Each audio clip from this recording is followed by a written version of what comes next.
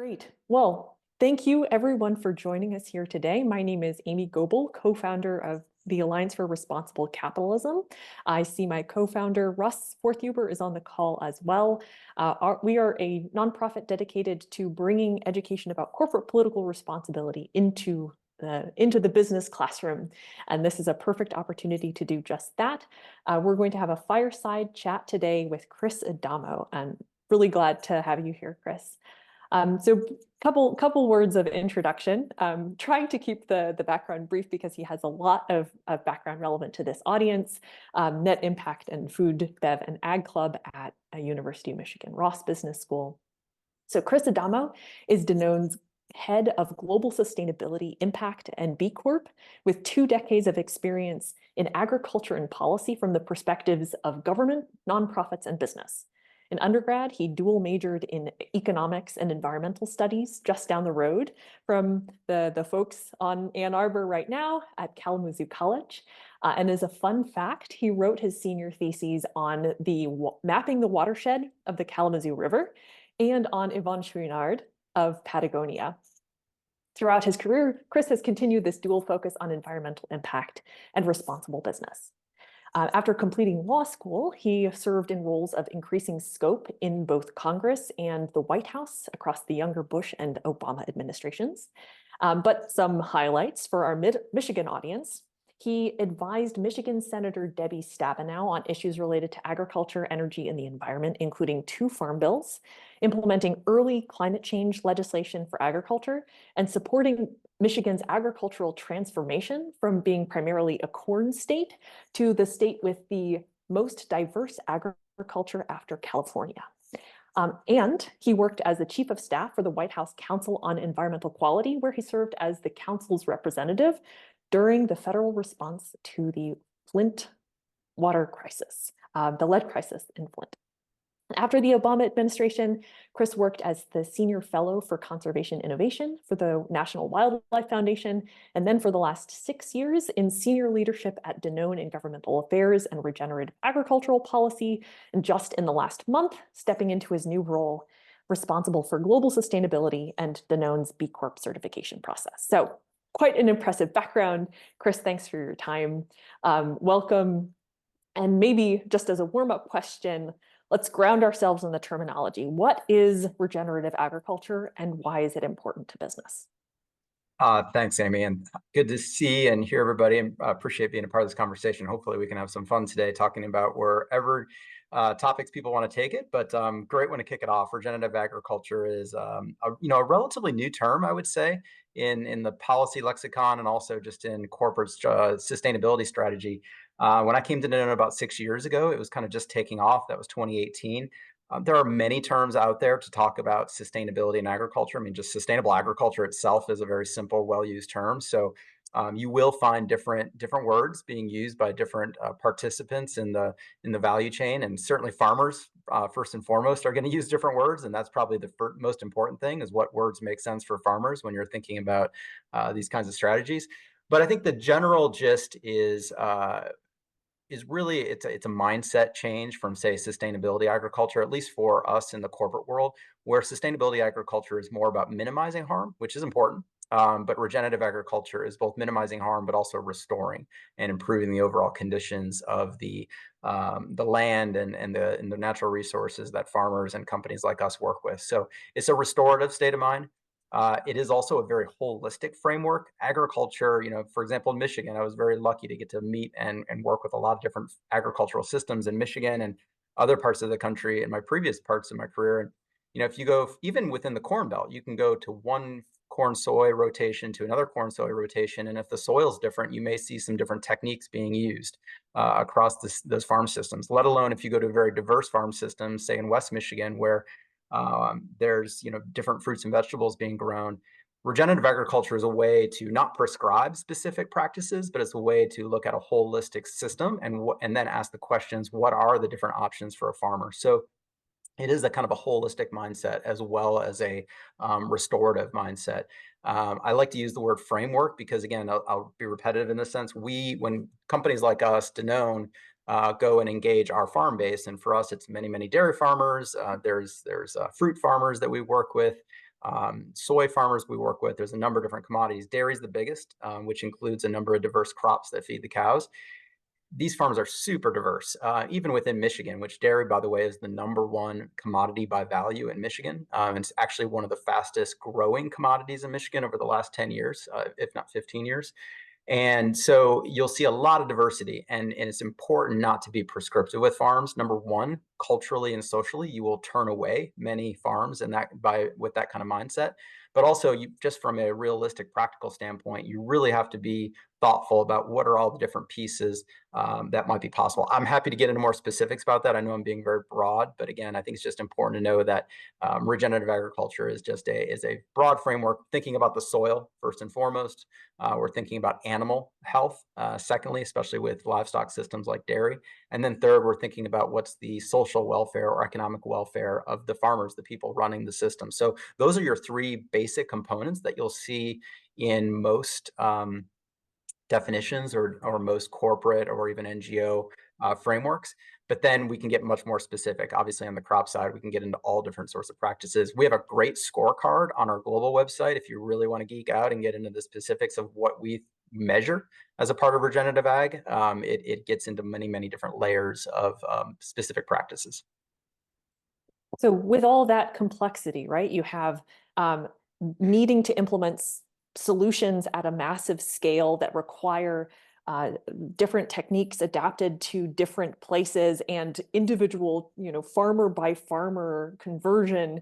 It's no wonder that, it's a hard problem to solve. And we've seen industry trying to implement sustainable and regenerative practices in a couple of different ways. We've seen an internal focus where companies like with practices like the Regen Connect at Cargill and True Terra at Land O'Lakes, trying to have this internal focus on things like deforestation around palm oil. We see industry coalitions creating a sectoral focus. But one of the things that makes Danone's approach distinctive is a responsible policy focus, using the voice of business to shape effective policy at the national level. Can you share the motivation for that focus and how it contrasts with the internal and sectoral focus areas? Yeah, absolutely. Let me take a step back and then I'll come back to policy in just quick. I think it's important Sure. to set more bit of foundation to this. So we also have our own internal approach to farms, working with farms, and we actually will take on different strategies for different commodities. So you mentioned palm, which is a great example. We're a part of that industry coalition, working to segregate and verify palm so that we can be sure that it's not leading to additional deforestation. So we are going to take different approaches based on different regions and different commodities. It's not a one size fits all approach. Policy, I think, plays a role with all. It may depend a bit on the country, who are the policymakers in question. I'll come back to that at least, because I think the United States has a great example of that. We have an internal team in the United States and in Europe and in Latin America, Africa, where we work with many different farms. And these teams reach out and engage farms. And I think first and foremost for any company that some form of farm engagement has to be there. It's an absolute critical pillar because otherwise we're just talking theoretical. And I think there's different ways to do that. You can build internal teams out. You can work with, frankly, nonprofit partners. You can work with cooperatives. You can work with a variety of different types of people that can be that link, trusted link with the farms because they have to trust that communication and it has to be a real relationship. Frankly, a business relationship that otherwise it just doesn't work well. Then there's education that comes with that. What are the things we can be doing? How do we create baselines? How do we quantitatively measure that? Folks like True Terra and the folks at Cargill that you mentioned.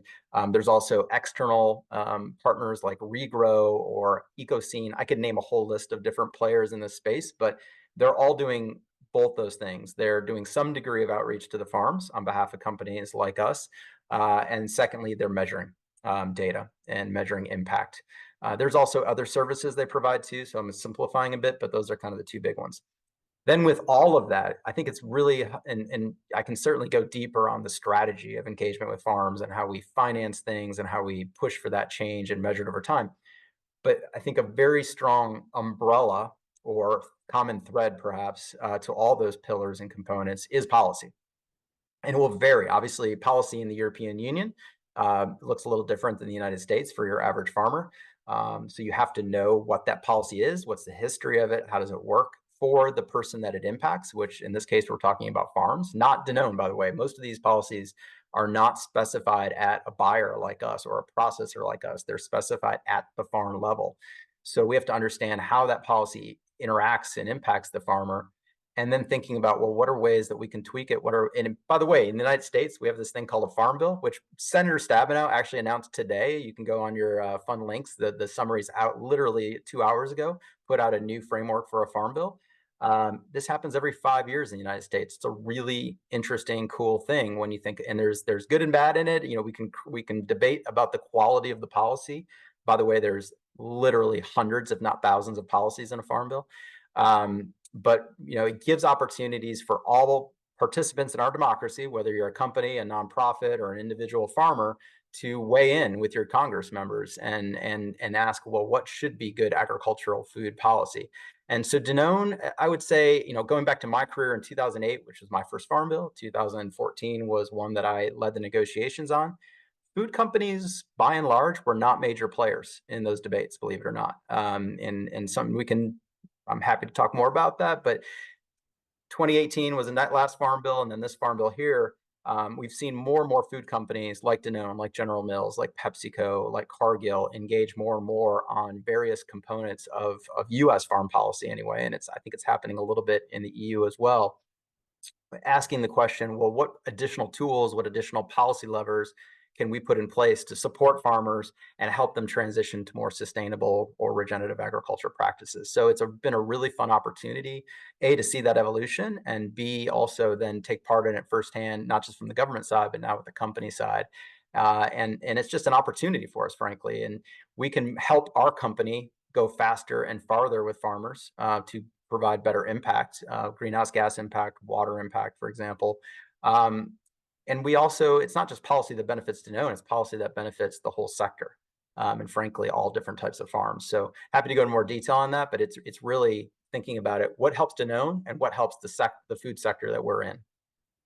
And I think that's it's not just the Danone going off and doing this alone, but also in industry coalition groups, right? Danone is a founding member of the Sustainable Food Policy Alliance. At the beginning, we were just chatting about Danone's leadership on methane. And there's also the Dairy Methane Action Alliance. So maybe just 2 minutes on the motivation for those policy-oriented alliances. Yeah. I mean, first and foremost, just a basic tenet of all advocacy or campaigning for better government policy. It doesn't matter who you are. You could be a small grassroots NGO, you could be a national NGO, you could be a big wealthy company. It doesn't matter. A basic tenet is building a coalition, right, to make your voice stronger and bringing more voices to the table to, frankly, make it easier for Congress and legislatures to pass laws. They want to see more than one voice typically, and that always helps increase your odds of success. So it's just basic coalition building, basic campaigning 101, which we could talk an hour about it by itself. But I think for Danone and for companies like us, as we started to get more engaged in, and I'm going to actually broaden it up, it's not just agriculture policy, but as we get more engaged in sustainability policy, which could be various types of climate policy, various types of water policy, agriculture policy, this is a huge movement, what's been happening over the last 10, 15 years in terms of the growth of sustainability and how it's integrated in a business and not just an offset or it's, corporate responsibility, I think, is relatively dead term. Frankly, I'll just go out there and limb and say that. I think it's an old term. Sustainability to us now is integration into the business. That's real impact. That's real materiality. We can talk at length about this as well. It's case point is what's in Danone Impact Journey, which is a brand new strategy we put out a year ago. It's online. You can check it out. But that's not philanthropy. That's sustainability embedded in our business. And so now we're thinking about government policies across the board that can help us move faster and quicker to have that sort of greenhouse gas impact and so on. Typically, what we do is build these coalitions because there's gaps. There's not natural places to go elsewhere. Sometimes our trade associations can help. In fact, I would argue some trades, this would be an interesting case study, some trades are I think, relatively static on the topic of sustainability, and then others are getting more dynamic and moving with better sustainability strategies. But back in 2018, when we built the Sustainable Food Policy Alliance, we did that with Nestle, Unilever, and Mars, three other relatively large multinational food companies.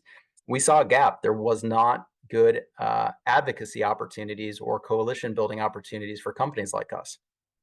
We've also, as you mentioned, with the Dairy Methane Action Alliance, we've done a lot of sometimes informal and sometimes formal partnerships with nonprofits that we align with, where we go in and advocate with them when we have a common interest. And I think that, number one, we get a lot of education from nonprofits like Environmental Defense Fund as to what is good policy and how it can help our business.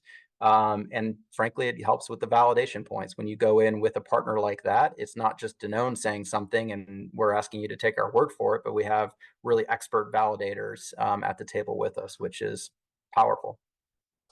So something that really jumped out at me, you mentioned Danone integrating sustainability into the business. Um, it's I haven't seen a lot of companies that actually tie executive compensation to performance on sustainability targets. That's something I was just reading about at Danone. It's been an experiment of ours for a few years, but Yeah. it's taken a new form over the last year, and I think we'll see how it plays out. But I think it's a really serious, integrated way and it's affecting all levels of the business, not just mid-level managers, but mid-level and executives, which I think is really critical. So one of the other industry coalitions that Danone is a part of is endorsing the Erb Principles for Corporate Political Responsibility. So that's the connection with Elizabeth Doty, who's also on the call. So this framework aims to set the standard for what good political engagement by companies should look like. And the principles were developed by a task force of industry members hosted out of the Erb Institute, including 4 primary dimensions. We have legitimacy. Companies engage where they have a legitimate basis to engage on policy. Accountability. Companies are accountable to all stakeholders and live up to their promises. Responsibility. Companies engage in a way that does not undermine systems that we all depend on, such as a healthy planet and a stable democracy. And transparency, communicating openly and honestly about their engagement. What led Danone to support these principles, and how does this differ from conventional, traditional approaches to policy? Yeah. I think, Elizabeth, when we met over, I think it was about 3 years ago, roughly, it was, like a lot of things in life, a fortuitous moment. And I think there was a lot of things happening at the time. For example, climate advocacy was front and center and getting bigger, especially as President Biden came into office. We eventually passed what's known as the Inflation Reduction Act. I say we collectively as American society, not Danone, sorry. And which is a huge thing that I was proud to play a role, small role in, but as an advocate. And I think we Danone at the time, like I said, we started Sustainable Food Policy Alliance in 2018, so that was during the previous administration. We were seeing a lot of inconsistent efforts across industry on climate, number one. Number two, we started to see a proliferation of things happening, number one, in our society, which then called for corporate voices to take a stance. And I'm going to be very broad here because there's a whole host of different things that have happened since 2019, 2020 or so, during COVID, for example. And you saw a proliferation of corporate voices step out. And sometimes there were well-meaning, I think, important stances that they took. But then what, right? Was there a follow-up? Was there meaningful action by the company? Was it just kind of a one and done statement, or were they actually doing anything? Or did they even have a role in the first place to be stepping out on the issue? I think is another good question. So it's probably a little of all the above, and I think we're still learning from the past few years. But so it's a number of things. One, we do need to be involved in things that are material to us. So that legitimacy topic, I think, is front and center. And I think it's important because we have more impact when we talk about things that are actually core to our business. Two, if companies are just being pressured into saying something because of the time and the moment, or I'll give you another hypothetical. Say there's a very and this all can be well-intentioned. I'm not being critical of this, but you can have a CEO that in that day and in that moment makes the decision to put a company out somewhere, and then that CEO leaves, and the company's no longer consistently engaged in a topic. I think what's important here is that we see legitimate and consistent efforts for there to be meaningful change and meaningful activations within the policy discussion. So we just saw a lot of things happening at the moment when we met Elizabeth. That was a very roundabout way of getting to the point. And we thought it was a needed conversation. Number one, to test some of our own actions and test some of our own theory of change as to why we were getting engaged in issues.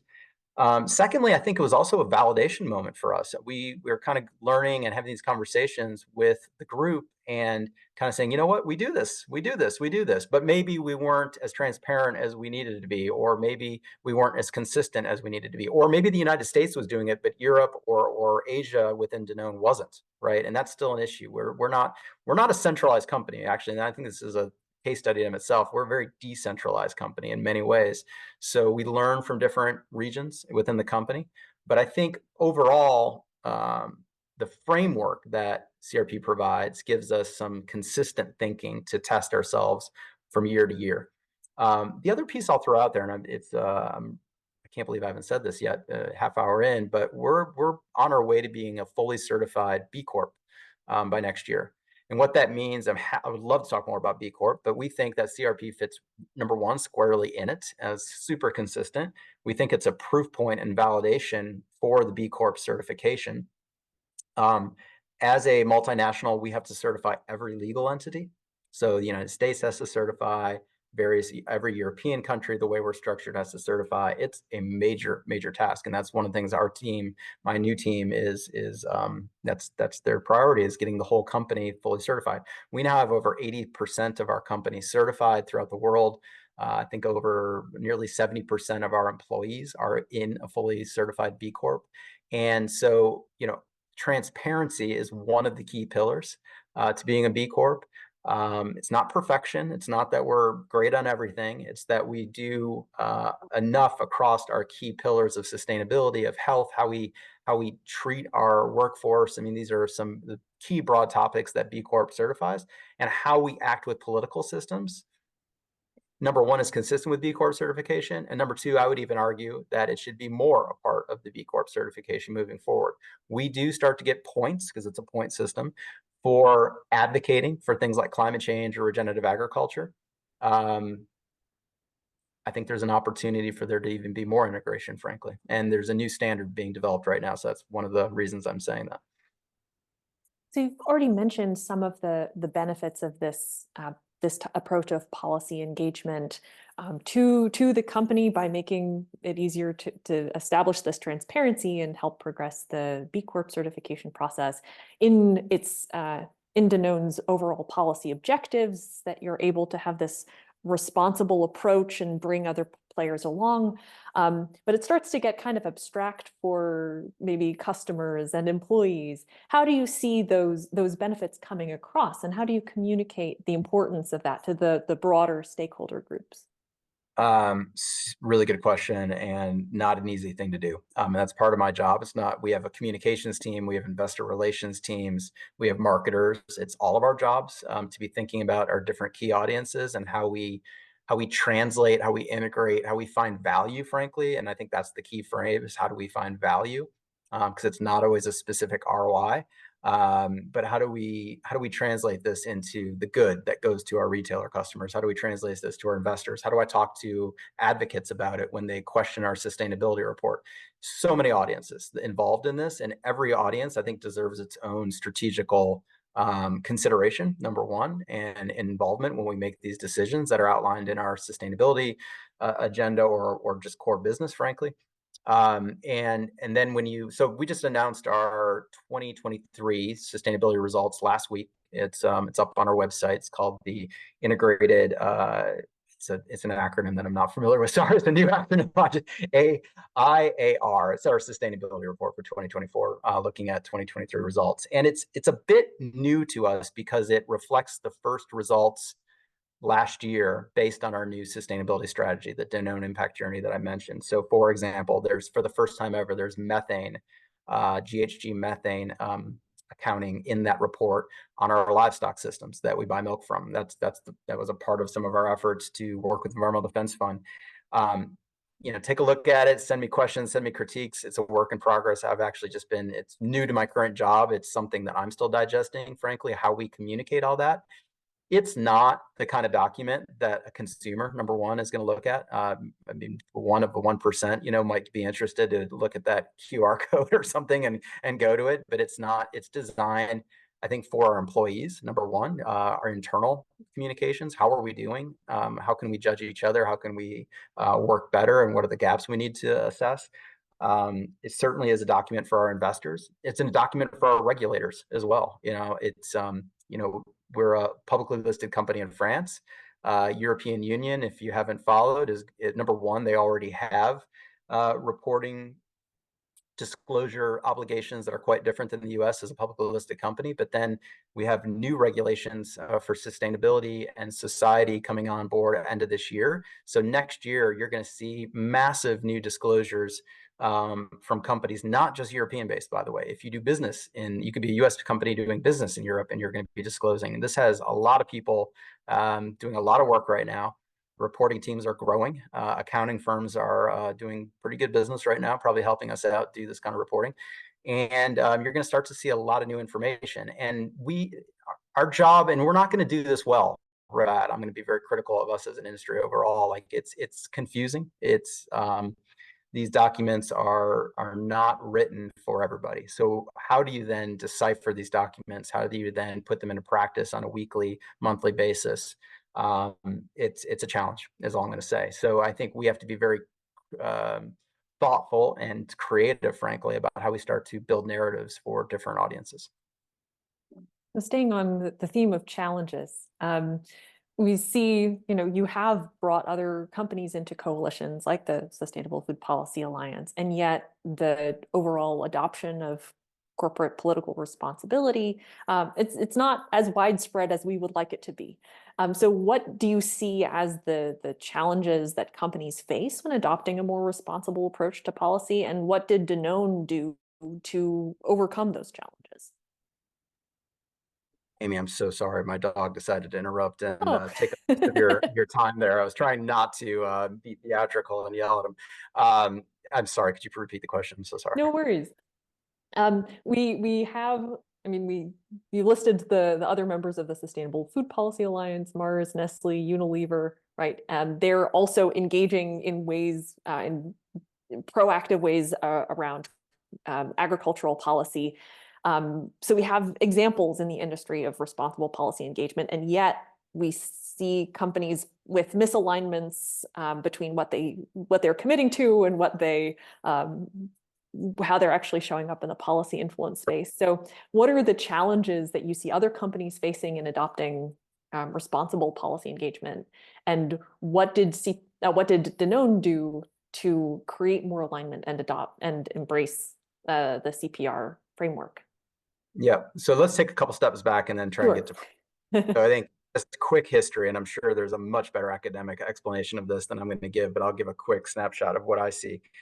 Traditionally, at least in the United States and probably any part of the world, it's not anybody's individual advocacy, corporate interest to say, hey, we're into government talking about X, Y, and Z. That's just not our natural tendency as human beings, right? To just disclose to the world every action we do. Through laws, we've had to disclose a certain amount of our advocacy. So in the United States, we have a federal lobbying standard, and you can go look up right now what I've been involved in, what Danone's been involved in as a lobbyist on the Lobbying Disclosure Act bit. It's not going to tell you everything. It's not going to give you every detail, but if you meet certain thresholds, you have to tell the world what you're in lobbying government on. Anybody, by the way, has to do that. Individuals, nonprofits, so on. Europe has pretty strong standards as well. There are other parts of the world that have lower or no standards. So, that's just the trend, right? And I think in certain markets, you're going to see a higher regulatory standard as to just for, frankly, disclosure on what people are advocating or lobbying for. States are going to have different standards, even within the United States at the state legislature level, for example. So that's kind of just been the trend, is to be more transparent. And then the other piece historically, and this is still a present thing, is that companies, well, first of all, not all companies have a ton of resources to go out and lobby themselves. I mean, yes, the Fortune 500s might, but after that, it starts to dip pretty quickly about who has a lobbyist and or how often you can have a lobbyist. You might hire one for a few months or a year and then not have one for a while, depending on the topics. So people historically and still to this day engage in trade associations, and trades do a lot of the work on behalf of companies. By the way, trades do work on behalf of probably every single one of you, and you may not even know it because you're a member to a certain thing, and that they're lobbying based on your membership. So it's just a very typical human activity, and frankly, sometimes it's hard to track. I think companies like us, anyway, are number one. It's financially not feasible to join every darn trade out there; it's too expensive. But secondly, if you're going to join a trade, you really need to monitor what they're doing and what they're up to and what you're putting your money into.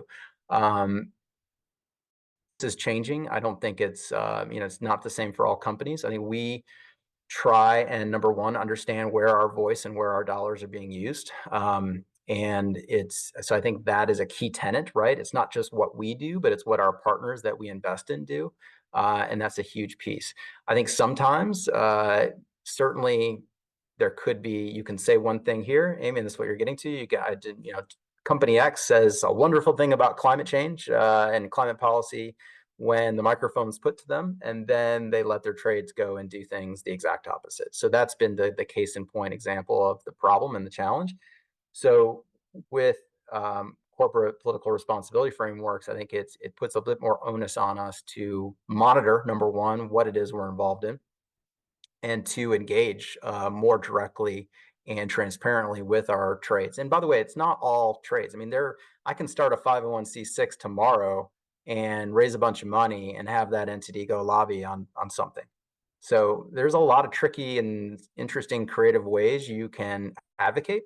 The more money you have, the more creative you can be. I think we've talked about kind of at the high level, but let's make it more concrete. You mentioned the Farm Bill framework recently getting announced. How did Danone's engagement on the Farm Bill look? I haven't read it all yet this morning, but I think some of the things that we've been advocating for, and this again pretty consistent from 2018, is how can companies, any company, frankly, in the food value chain, engage with farmers. So, example, I'm going to use the term public-private partnership. Is there a policy that allows a company to put $1 on the table and have government match that dollar to some extent? It doesn't have to be a one-to-one; it can be various ratios, and then basically leverage each other for more work at the farm level.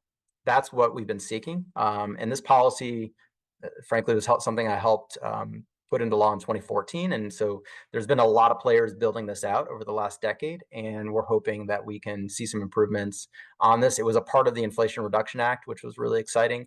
So the whole concept of a public-private partnership or even a consortium of players coming together to scale work across agricultural systems is what we're pushing for. Great. Well, I think I want to ask Elizabeth to chime in for a minute before we go over to Q&A. Elizabeth, are there any key takeaways that you'd like to particularly highlight, or any complimentary comments you would like to add? Sure. I'm remembering now a couple of things just to add as Chris is going through the context and then our particular journey. And a couple of things I think might be helpful to people in a business school role, in school, in your internships, in your first role, Amy, through our partnership. And so I wanted to share a couple of points that jumped out at me from your comments, Chris, that might be relevant in, next jobs kind of situation. So one thing that Danone has been doing is leveraging its existing commitments from my perspective and translating those into how they apply for their political influences. And that is something companies have been doing in supply chains, but this is a new area that is getting, as we know, more heat and light, as you talked about, so many issues with voice. And that applies across issues and industries as you embed this in the business. Right. And so I imagine some of you may be coming up against building the business case for a sustainability project, and this affects that. So when we came up with the principles, the 4 that we came up with, each were really wrestled down to make sure they were additive and necessary. And so the transparency one, I think it makes sense. As Chris, I think we talked about this, your Danone's commitment to transparency led to the work on consistency, or helps people make sure they want to foresee where they might be inconsistent, because we know we have a commitment to report, and we need to be thinking about that. And for us, we call that accountability. But for all of you, accountability means, I would encourage you to think about, it takes a lot of processes and infrastructure to make sure companies are coordinated across their jurisdictions. What are you lobbying on climate here versus there? Is it consistent? How are you thinking about it without micromanaging in every jurisdiction? And I think that's a place where you all could help build the infrastructure and processes, and not approach it as a morality issue, but rather a capacity issue. I think this is something that activists tend to miss, and insiders could help actually improve action. And then the other one I want to flag here is this idea of responsibility is maybe something you talk about with your economics courses, is that what we're talking about is policy that corrects for things that are going wrong in the marketplace, with a long-term perspective on how do you get rewarded for sustainability. And the one I love, I think, Chris, I have this right, you all weighed in on the Biden administration including methane in greenhouse gas legislation. Mm-hmm. Why would you do that? Because it's the direction where future progress can get rewarded if there's a price, or if there are public-private partnerships, et cetera. I don't think this gets enough attention. Let me just... Market incentives are probably the barrier to your business case, and policy may be the answer. Please go ahead, Chris. That's right. I mean, you're bringing up a number of good issues there. And I'm going to actually use the last one as a really tangible example, where we lobbied and then we're putting the policy into action. And we're doing it for our own benefit, but others are benefiting. And it's not just Danone, but it's the whole value chain from farmer to, I think, consumer. One of the key problems in sustainability, or key challenges, I should say, with sustainability right now, is that we can't necessarily just charge the consumer more for a cup of yogurt, or create a fun SKU that is regenerative ag yogurt. We can do those things, and people are certainly trying to do those things. I'll go, and I hope that the consumers care more at some point. I mean, I think a lot do. Are they willing to pay more? They're not willing to pay more, by and large. So how do you diffuse that cost? How do you find value in other ways are really critical questions. And I think for sustainability to work, for companies like us to actually have an impactful societal change, these have to be mainstream activities. They can't be elitist premium product activities. I mean, we can have some of that. That's good as a way to experiment and have kind of North Star sort of projects out there. But we need broader movement overall, right? So you mentioned if you look at the Inflation Reduction Act, if you pull it up, do a Control F, you can literally find the words methane and nitrous oxide in the agricultural section. Yeah, I'll take credit for that. Me and some other people. I can't take all the credit, but yes, I lobbied and got that in there. And Danone it's been in effect for 2 years now. Danone has yet to put a penny on the ground as a result of that. I think we will eventually.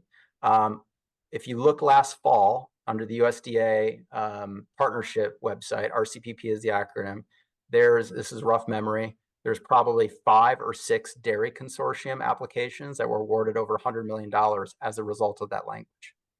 We arguably lobbied and helped our competitors. Now, if I went into my leadership and said it that way, I probably wouldn't get a pat on the back necessarily, but that's what public policy is, right? You go in to advocate for yourself, but you get a sectoral or society benefit. That's the point of public policy, I think. The other thing that you mentioned, Elizabeth, as an advocate, I mean, we can go in there and sound righteous and scream about climate change, which we should all go and scream about climate change. It's a massive thing that's going to affect my kids and everything else around us. But generally speaking, you're a better advocate when you can go in and talk about what you're doing to back it up, right? What are we learning? What are we expert on? How are we the practitioner of the policy or the potential future policy? You become a stronger advocate that way. You're taken more seriously. I don't care what the party is, Democrat, Republican, you're talking to. You're just seen as a more credible advocate when you can actually, hey, we're putting X amount of dollars into our farmer supply chains. This is the system we've set up for our farmers. This is the risk we're taking on with our farmers. We're helping the farm-based, all these things that we can say that we're doing, and hey, we can do more of it faster if this policy is passed. And by the way, all these other players in our sector can do the same. That's much more credible advocacy. And Chris, can I also add this idea of what works rather than what screaming about just because you see the urgency? The other one is this is firmly rooted in every conservative friend I have thinking about market failures and Milton Friedman's approach to capitalism. When you speak about policy as correcting for failures so that that work on the ground pays off, that is a much more effective with the eco-right, at least the people that I'm talking with right now who are lobbying to look at why isn't there a business case? Would you disagree with that? I have so many flip responses to that. It's the rhetoric, at least. Let me put it that way. Look, I was as Amy said, I got my undergrad in economics, but then I became a lawyer. So take that for what it's worth. But yeah, and look, there's market failures all over the place. Let me make that case. It's the reason we have tax policy. It's the reason we have trade policy. It's the reason we have bilateral trade deals. It's the reason we have massive subsidies for oil and gas in our tax code. Whether I'm not suggesting they should be there, but it's what got them there, right? Is that we had market failures. So one's market failure is another person's opportunity. So. And that's the hard part, right? And you end up with Milton Friedman's other point, which is this will attract cronyism and government favors, et cetera. It's one of those challenges. But at least, I think, and he's not. That's not incorrect. There's laws to protect against that. Number one, and some laws are better than others. And two, I think that problem exists with or without government transactions. So I think it's a fallacy to point the finger solely at government for that problem. Gotcha. Yeah, thank you. In any case, I'm hoping to arm all of you when you're making the business case and thinking about applying this to policy so that it doesn't look like a charity, that as you're embedding this in the business, that policy can remove barriers. So back over to you all. And it would be, you're an incredibly weak advocate and you have an incredibly weak position if you go in just asking for a handout. To my earlier point, if you can demonstrate that you're already making investment, that more investment will come, we're willing to take on the risk, we're willing to play a partner with government or with our sectoral, I think you make a better, stronger argument for what I would deem as good public policy. Thank you for your additions, Elizabeth. I think I'm going to pick out the piece about accountability. There was research done by Amy Meyer at the World Resources Institute to say what is stopping companies from becoming advocates for climate change. And one of the barriers is just a gap between the people in sustainability and the people in government affairs, or a lack of knowledge by the people that are in those positions of advocacy. So that's the sort of thing that Elizabeth, you were talking about, that accountability. How do we make sure that there's just adequate bridging across these parts of the organization and adequate knowledge so that people are going in as credible representatives, not only of the company's tax policy preferences, but also their sustainability commitments. So with that, I would love to open the floor for questions from the audience. Go ahead, raise your hands. Praveen, I will also call out to you if there are any questions in the room, but Isabel has jumped first in line. Go ahead, Isabel. Thanks so much. First of all, this was absolutely awesome. Thank you guys. I really appreciate it. I'm curious, Chris, where you were talking about action on cow methane emissions. I know that that's something that's really tough. It's really challenging. And my sense, though I'm not an expert at all, but it's been that's something where there's maybe less of a clear winner that's been picked in terms of solutions for reducing methane emissions within the dairy industry. Everything from applying like ammonia inhibitors on pastures to adding methane inhibitors to cow feed to breeding, animal health and welfare, like all these different levers that can be pulled on that. And that my sense is that it's challenging for any one company within a supply or any one stage of the supply chain to try to converge around a solution when there's so many different things out there that, and no one seems bad. I don't know. Sorry, this is rambling, but my question, I guess, is like, what are you most excited about within methane reduction within the dairy industry? And what are things that you think are promising, or where you see perhaps like an emerging like winner being picked, or consensus or alignment? Yeah, a lot of issues there. Let me try and lay out a few, and you're making very valid points. One, I think just making the point that I personally and many others in the company got excited about the methane opportunity as we learned more about the science of methane. This was about 3-4 years ago with Environmental Defense Fund. At one, carbon is off, or GHG is often measured in CO2 equivalents, right? They just mash all the thing, together in this one metric. And we started to understand that 1 ton of methane was far more important to society than 1 ton of CO2 from, say, soil. Both are important. I'm not making the argument for an either or, it's an and, but we just have a lot more. We can reduce our risk with methane much quicker as a society. And it's from oil and gas, it's from livestock, it's from rice, food waste as well, all those sources, not just one. To your point on we just got very excited about, well, hey, we're a big dairy company. That's where we need to be. There wasn't a leader there. So it was an opportunity for leadership as well within the sector. So we'll see how I think we've been making good progress, but obviously a lot of work to do. To the point on the farm, there isn't one silver bullet, as they say. There's not a panacea. It's farm systems are complex. These are also what solutions do exist, and there are a fair amount of solutions that do exist, especially on the manure system side. Also on efficiency, that is our first pillar, is just herd management. Are these cows, are we getting as much milk per animal as possible? And that's through good animal welfare, that's through good nutrition, that's good through all this good husbandry.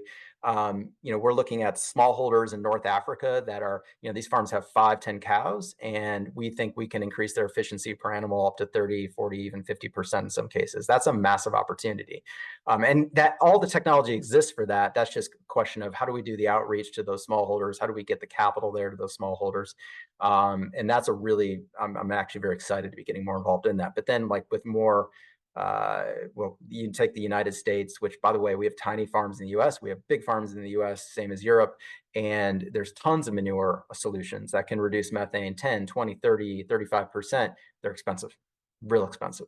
So they exist. It's just a question of how to finance them. And that's where we're blending our capital with USDA government capital to try and get more subsidized approaches on the manure systems. On the all ruminants burp, right? Whether you're a lamb, or sheep, cow, so on, all ruminants burp. It's called enteric fermentation. That's what you're talking about, the feed additives. That's the big holy grail. We invested in a collaborative called the Global Methane Hub Accelerator, Enteric Accelerator. The idea there is that we don't have enough solutions on the table. There's a couple, but not a lot. The ones that do exist are very expensive.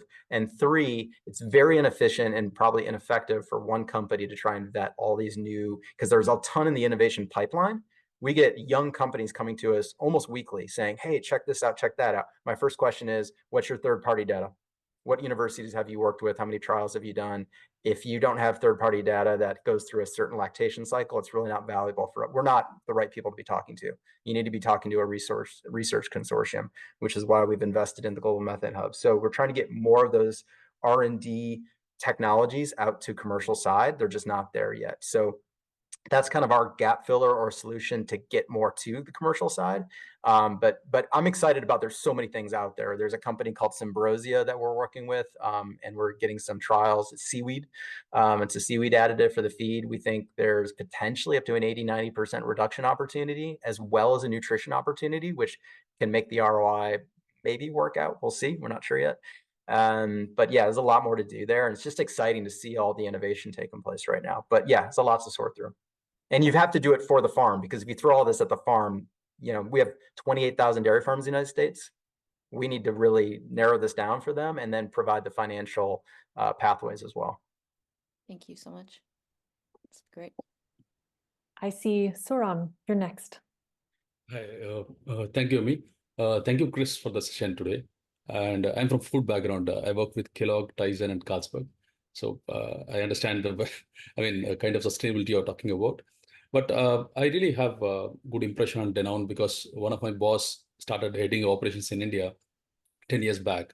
So I really want to understand how this B Corp certification is going to help as a company, Danone, and to the consumer?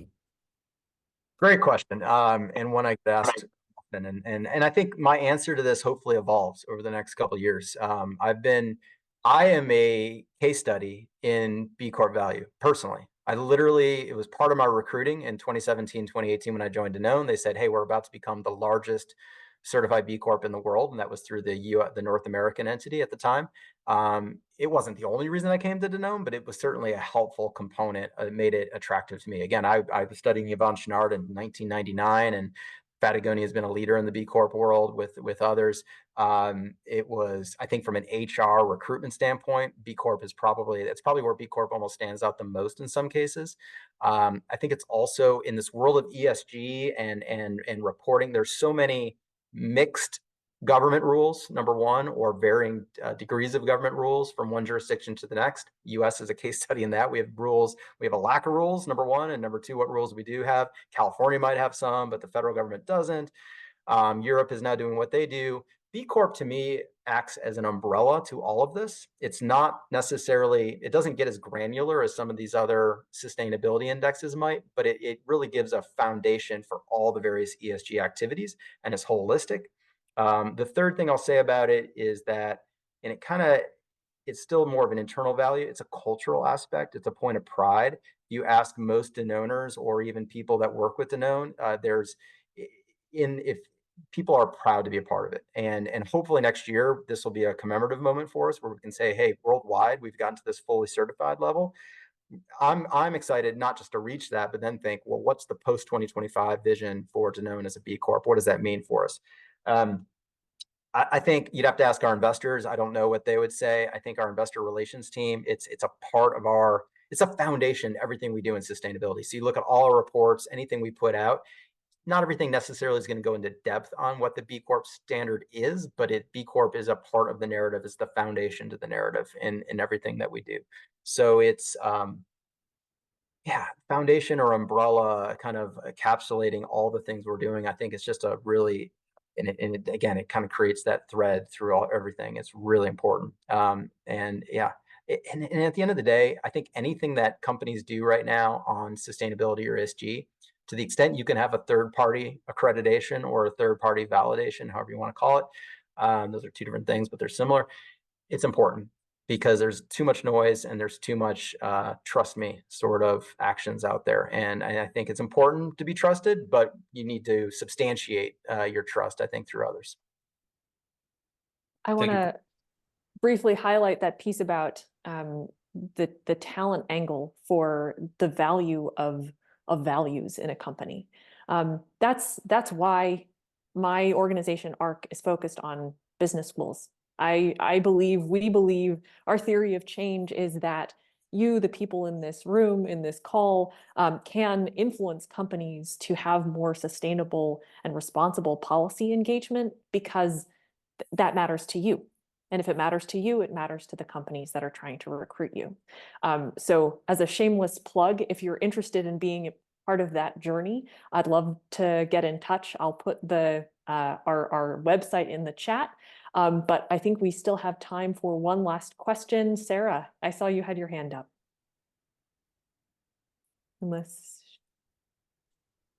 Sorry, my screen just froze, but great. I'm excited you can fit me in. Thank you, Chris. Thank you, Amy, for organizing. This was really great. My question, I would love to hear a little bit more about how you've worked with USDA to handle providing additional funding assistance to farmers, because I've done that on the nonprofit side, and I found it very challenging. Yes, as a former protector and advocate for USDA, I kind of have a back and forth relationship on the topic.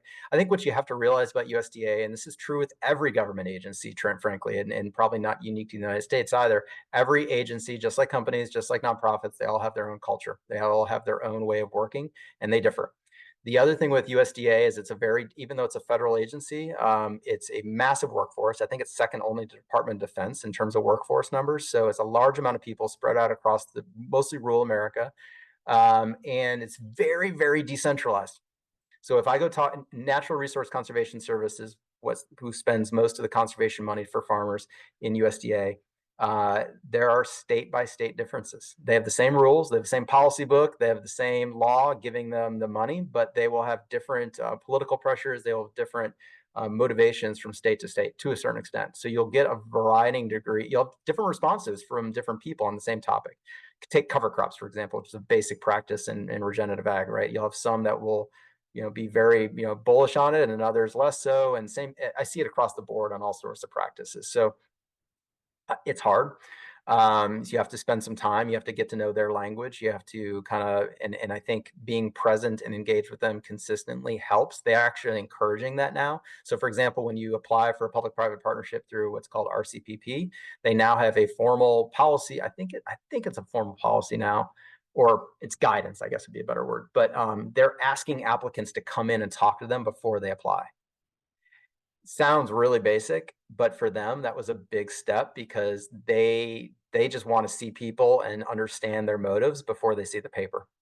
And I think that's good for both parties, both sides, but it was just not clear that that's what they wanted for like 8 years. And then finally they started to say that out loud more. So we're actually putting together an application right now on enteric fermentation, so cow burps and technology associated. And I'm not doing it myself right now, but my colleagues are going 5 different states. They're going to go knock on the door of each state office and talk to them. And we'll probably have multiple talks. And it's not easy. It takes up a ton of time.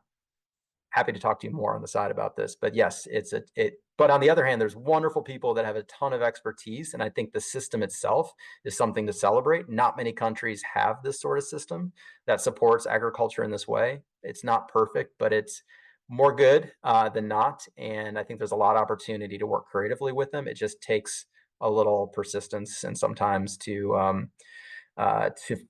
co-design something that they can acknowledge and recognize. Great.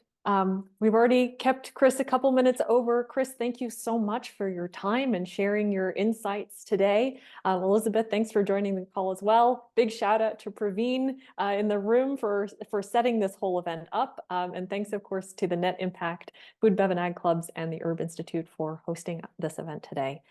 Thank you all for joining. Hope you had some good takeaways to bring with you into the rest of your week and the rest of your careers, and hope to connect. Thanks. Thank you, Amy. Thanks, everybody. Pause from the room. Thanks.